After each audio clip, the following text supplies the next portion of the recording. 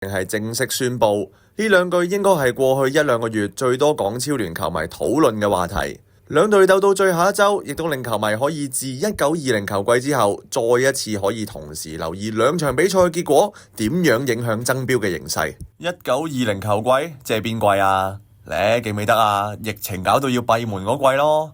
咁即係邊季啊？疫情都搞咗好耐喎，即係呢季咯。哦，咁樣完咗場。哦。你老母和波你都聽，屌你老母！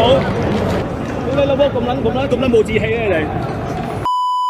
當時傑志同富力都有17分，東方就有18分。最尾一場東方要硬撼富力，點知就0-0打和，傑志就順利贏波而回，後上捧杯啦。講翻今季啊，大埔自從7-3大勝理文之後，5場聯賽有2場都和波，而理文自從3-7大敗之後呢，反而喺聯賽取得6連勝，令佢哋成功反壓大埔1分，升上榜首。所以中意睇本地波嘅你，今個星期日就唔好錯過2場嘅爭標大戰啦。值得留意嘅係兩個球場嘅座位唔係好多㗎咋，無論你去邊個球場，最緊要就係早啲入場，一齊見證到底今季邊隊可以第2次捧起港超聯嘅冠軍寶座啊！